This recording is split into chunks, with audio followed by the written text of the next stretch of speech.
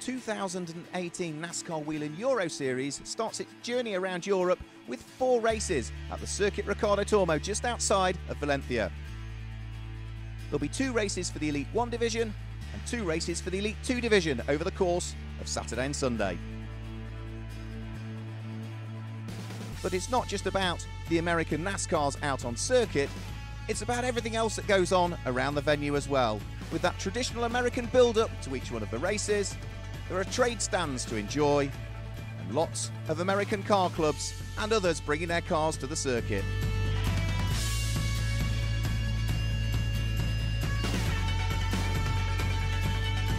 Each year, the NASCAR Whelen Euro Series attracts thousands of fans who can get up close to the drivers during the course of the autograph sessions and really support their heroes. It's a great way to start the 2018 season, and we're delighted to be back at Circuit Ricardo Tormo.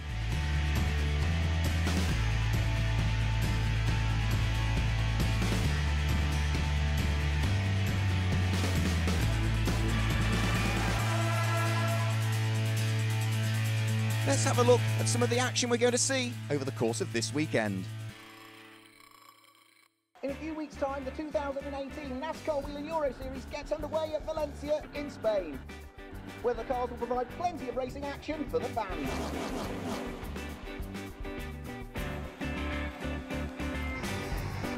They're side by side. Oh, there's contact, and now they're 3 wide.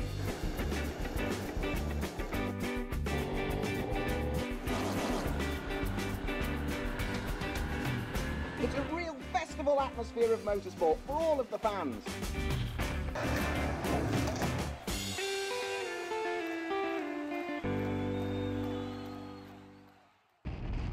So what is the NASCAR Whelen Euro Series? Well, it's split into 2 divisions. There are 4 races per weekend, 2 for Elite 1, which caters for professional drivers, and 2 races for Elite 2, for young and for amateur drivers.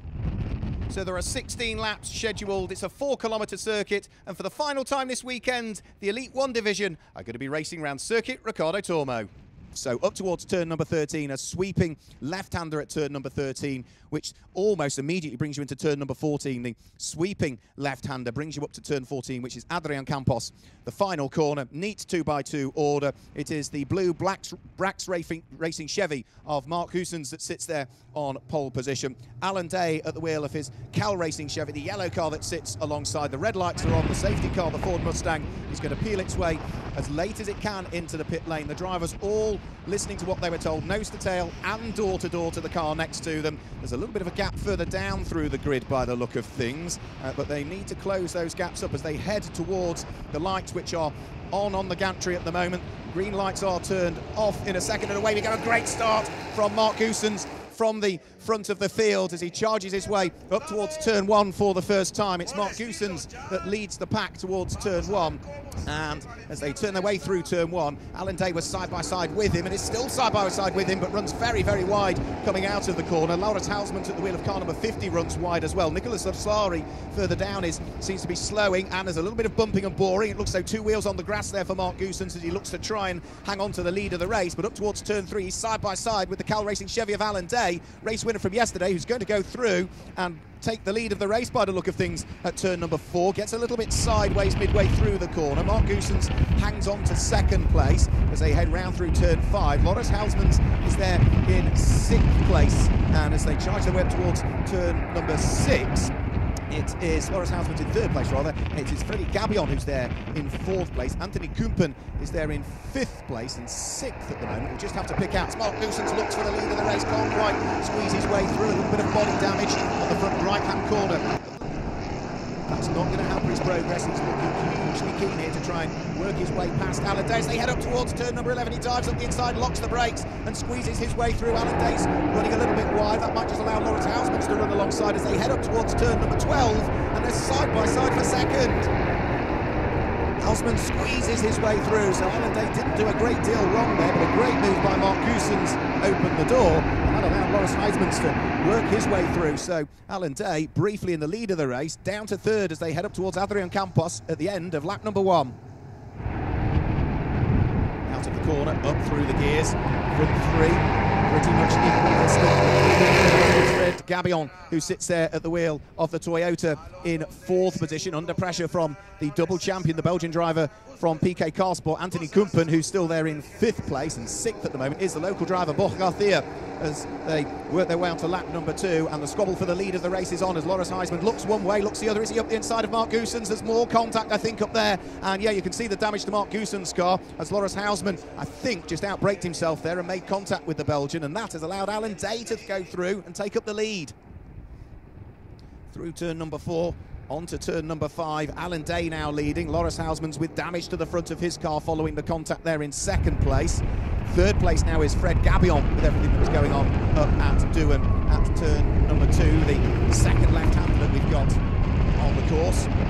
As they now thread their way out of turn number 6. It is the Israeli driver, winner from yesterday, reigning champion, let's not forget, that leads this race. In this equivalent race meeting last year, Borja Garcia claimed double wins. Alan Day has been a winner here previously in the Elite 1 division at Valencia, but that was back in race number 2 of 2016 where he claimed the win. And as he now threads his way out of turn number 11, there's a car stricken on the side of the circuit there, which at the moment is just being covered with localised yellows, and I think that might be one of the MRT Nocentini cars that's had the problem. That being the case, it could possibly be rookie into the championship Alex Sedgwick that has had the issue, or if not, then it's the second of those 2 cars, which will be on Marconi Abreu. But we're pretty much together for the lead of the race. Loris Huisman's worked very hard to catch Alan Day, despite the contact up at turn number 2 with Mark Goossens. And as they come through now and over the start-finish line, it looks as though we may well be possibly going full course yellow. There's more yellow flags up on the approach towards turn 1, and indeed, yep, the cars are slowing down. It does look as though we are going full course caution here at Circuit Ricardo Tormo Valencia. We managed to get through the whole of the Elite 1 race yesterday without a caution period, but for the first time this weekend, the Elite 1 drivers are under full course caution here as they head out of turn number 2, Douin, the 2nd gear corner, and the yellow flags flying around the circuit. The safety car will pick them up next time through. You can see the trees blowing in the background. I mentioned earlier on the wind has really got up over the course of the last hour or so. And under full course caution, let's just run you down through the order.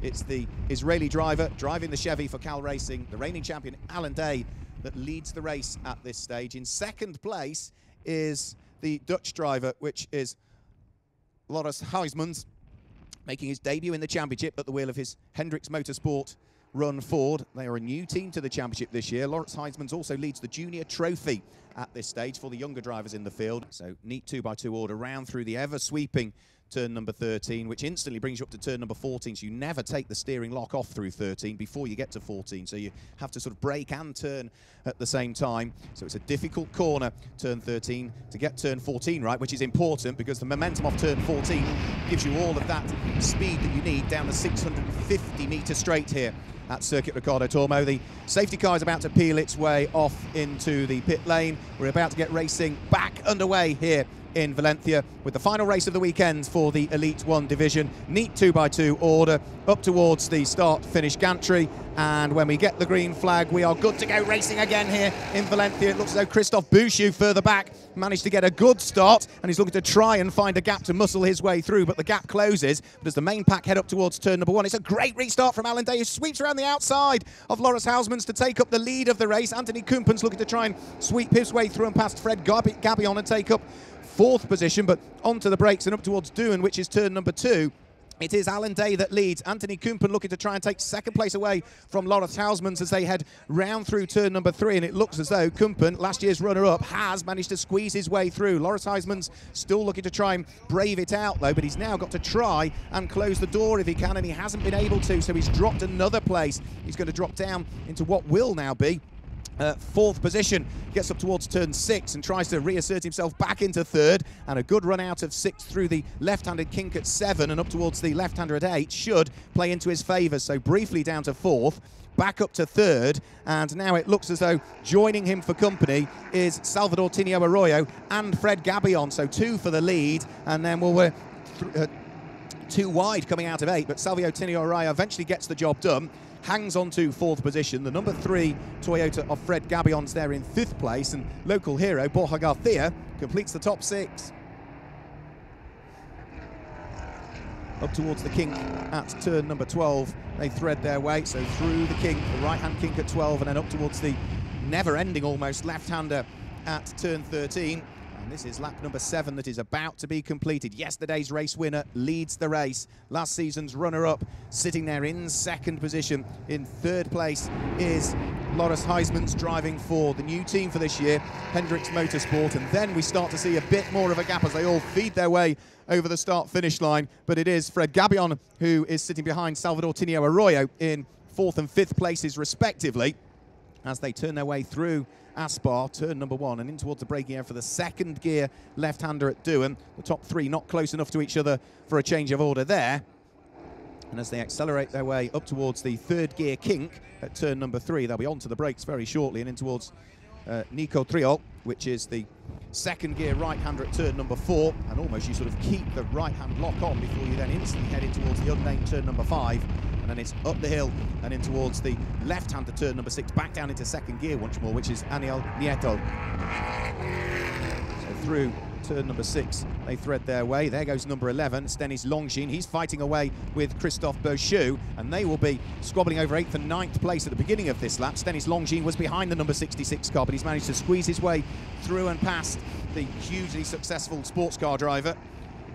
Christophe Beauchou did not do the full season last year with the Dexwex Racing number 66 car. He is hoping that the Chevy is going to serve him well over the course of what is expected to be a full campaign in 2018. And he's in that difficult position. He wants to attack Stanis Longines, but he's got to watch out. Returning driver Roman Iniesta at the wheel of the number 32 Go Fast car is right with him as well. They're a new team to the championship this year as well.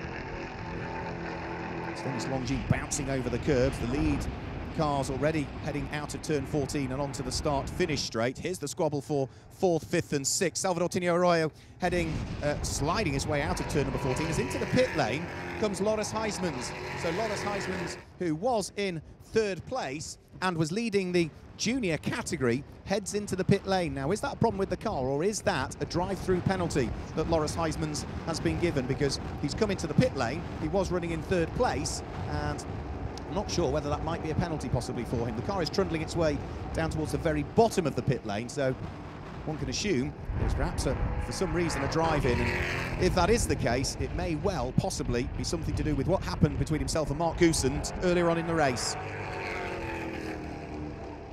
That, of course, now means that the number 56 Cal Racing Chevy of the Brazilian driver, of the Spanish driver, Salvador Tinio Arroyo, is now not only leading the junior category, he's moved himself up into 3rd place and has got work to do here. The top 2 getting away. Salvador Tinio Arroyo there in 3rd place, under pressure from the Frenchman at the wheel of the white and blue RDV competition machine. Looks as though there's front and side bodywork hanging off the number 32 car. That's Roman Iniesta, who's had a rub somewhere around the circuit. Frenchman runs a little bit wide heading out of turn number 8, through turn 9, on towards the brakes at 10 and then 11. Locked brakes from the car ahead, which is Christophe Beauchou. This is the fight for 8th and 9th place, and there is a great queue of cars all behind Bobby Labonte. There's something to dine out on at the moment, isn't it, for everybody behind, hassling the 2000 NASCAR champion. Bobby Labonte's down in 14th position currently. There's a queue of cars behind him, which includes Wilfried Lucena, Keke Muro, Martin Dubek, Dario Carzo, and the car that got the pass by, Lucas Lazzari, who's managed to crawl his way back to position as the former champion. And this time, it looks as though another car's heading for the pit lane, and that looked as though it was Salvador Tinio Arroyo that was heading for the pit lane as we go, by the look of things, back to full course caution. So back to full course caution again. Salvador Tinio Arroyo was the car that peeled its way into the pit lane. Safety car's about to peel its way into the pit lane, and Alan Day and Anthony Kumpen are going to fight it out up towards turn 1, and we'll see who comes out in the lead, because with 4 laps to go, it looks as though we're about to get racing back underway here at Valencia. Lights are on the gantry, And buckle up, here we go for the final 4 races, 4 laps. Christophe Bouchou again was looking to try and draw himself alongside, and he's ripped the front bumper off the car as he made contact with somebody that was alongside him. So there's damage to the front end of the Deck Sweat Racing car, and it looks as though Christophe Bouchou, it's not just damage to the front end, there might possibly be some suspension damage there because he really struggled to get the car anchored up. He got a good start, the car ahead didn't, but then he was side by side with somebody else and contact was made. Alan Day leads the race at this stage. In second place is Anthony Kumpen, and the local driver Borja Garcia is through into third place. There will be a huge cheer go up for the fans of Borja Garcia. Lives just 10 miles away from the circuit, and he's through and ahead of the Toyota of Fred Gabion now and up into the potential podium places. Out of turn number 5, up to turn number 6 they'll go. Alan Day, Anthony Kumpen. It's a Chevy 1-2 at this stage. It's the Ford Mustang of Borja Garcia that sits there in third position. It's the Toyota from RDV competition of twice a runner-up in this series, Fred Gabion, that's there in third place as they flick their way round the kink and into the braking area for turn number 8.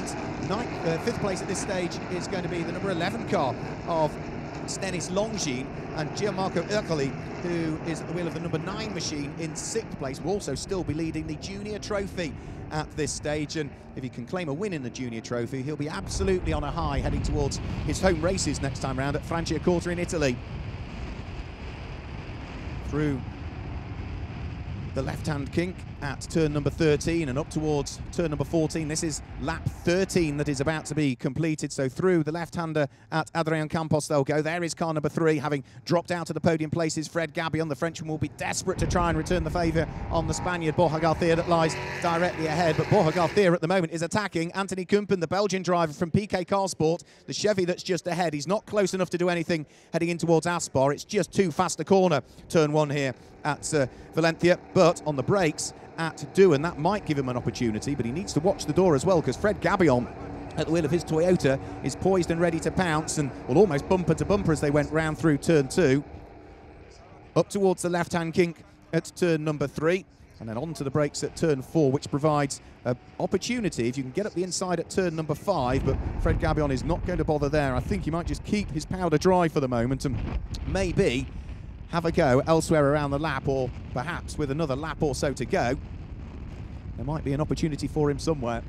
So you can see the field of cars after the safety car period all still pretty much together. They're heading out of turn number 6. Nicolas Lasari side by side with the number 56 car of Salvador Tinio Arroyo, that looks like. They're heading up towards turn number 7. Arroyo yet loses the place as the double former champion at the wheel of the Mishu Motorsports number 33 car goes through, and trailing lots and lots of bodywork, bits of the car missing there. That looks as though it is going to be the number 37 car, isn't it, which is Tomo Ferrando, who looks as though he's had a rather robust race with bits missing off the front of the car. There's bits missing off the tail end of the car, but it's all cosmetic, not affecting performance, and Tomo is still just pressing on as best as he can. But look at the fight that is involved with cars ahead of him, cars behind him, and plenty of work still to do.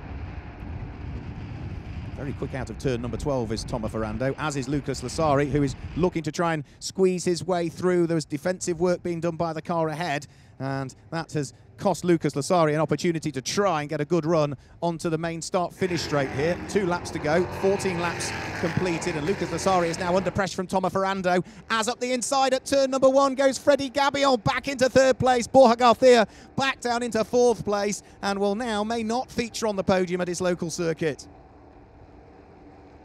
The leading pair are also getting ever closer to each other. They're on lap number 15, so 1 more lap to go after the lap that they are currently on. Through turns 4 and 5, Alan Day leads the race for Cal Racing at the wheel of his Chevy. He won the race yesterday from Mark Goossens, who has sadly retired long ago in this one following contact that was made between him and another competitor.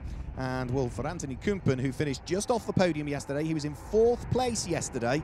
He would desperately like to try and grab a win if he can. And further down through the order, this is Borja Garcia losing another place. Stanis Longines looking to try and squeeze his way through at turn number 8. And it looks as though Stanis Longines has got the job done. The number 11 car goes through and ahead in the hands of the 2016 Elite Champion. And well, for Borja Garcia, who was on for a podium, he now finds himself hanging on to a place inside the top 5. But lock brakes from Stanis Longines offer up an opportunity for Borja Garcia, but he just can't pounce. Out of 11 and up towards turn number 12, that brings them in towards the left-hander at turn 13. Borja Garcia still with work to do. Started this lap in 3rd position. Freddy Gabillon got up the inside at turn number 1.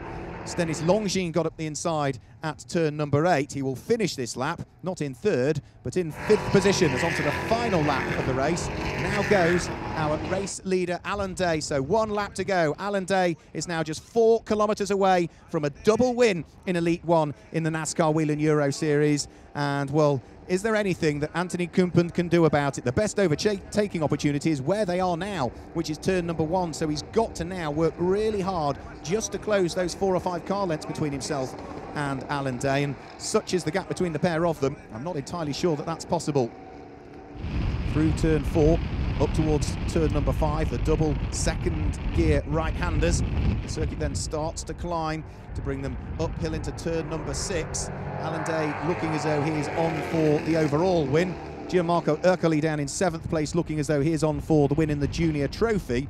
And the Challenger Trophy looks as though it's going the way of the number 73 Knauf car in the hands of Wilfried Busenna, who is currently inside the top 10 as well. He's in 9th place. Through turn 8 for the final time goes Alan Day. Well, for Anthony Kumpen, the real last overtaking opportunity is down here into turn number 11, and as you can see, there's still 4 or 5 car lengths between the pair, so barring any mistake through turn 12 or turn number 14, it certainly looks as though Alan Day is on for a win, because turn 13 is just a continual left-handed arc. You're unlikely to make a mistake there. It's on the brakes out of 13 and into 14 there could be a problem, but Alan Day, hugely experienced, he knows how to win, he knows how to control the pace, and it looks as though he is on for a 2nd win in the Elite 1 division of the NASCAR Wheel and Euro Series for 2018. Out of Adrian Campos, accelerating his way towards the checkered flag, already punching the air with delight. It's a double win for Alan Day in Valencia. He comes through to claim the win, having claimed a victory in the race yesterday. Anthony Kumpen finishes in 2nd position for PK Car Sport at the wheel of his Chevy, and it's the Toyota of Fred Gabillon that finishes in 3rd position. 4th place goes the way of the 2nd of the 2 PK Car Sports car, the number 11 car in the hands of Stanis Longines. He'll be happy with that one.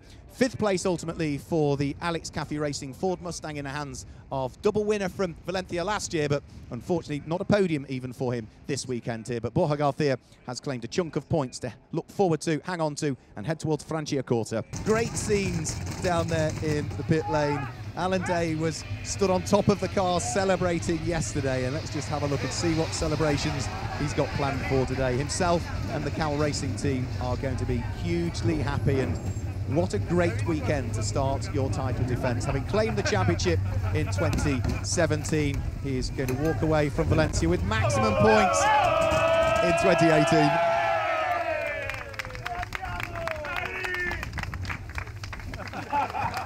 And a very thankful and very grateful and rather tired looking Alan Day. It has been a faultless weekend for the champion and the perfect start to the defence of his championship. We have had back-to-back champions in the past. Lucas Lasari did it in 2009-2010, and De Villarino did it in 2012-2013, the Spaniard, and well, it begs the question, doesn't it? Alan Day did it in 2017. Could he be the champion in 2018? I think it's more than that. I think it's 6 races, 5 wins. Yeah, what can I say? The boys did a great job. Perfect car, Chevy 54. But that car is amazing. It's just amazing. And yeah, now we go to our home track. You know, the team's home country, and looking forward. You know, it wasn't easy, that's for sure. It was a bit unfortunate to some drivers. It was insane, crazy race. Unfortunately, it was too much, a lot of time in the safety car, which totally toasted me to death in the car. But yeah, it's great. Thanks to everybody in the team and everybody who did an amazing job. I'm just so happy. All right, thank you very much and congratulations.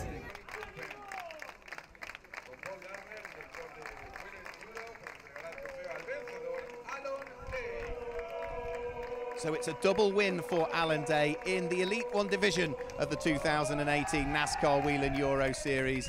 And himself and the Cal Racing team will be delighted with the way that the Chevy has gone all weekend. It's maximum points for him as he starts his title defence as the reigning champion in the 2018 season. Anthony Kumpen finishes in second place and receives his trophy. And Freddie Gabion, rightly so, with his RDV competition Toyota Camry, will be pleased with third place. So 3 happy drivers celebrate on the podium at Circuit Ricardo Tormo.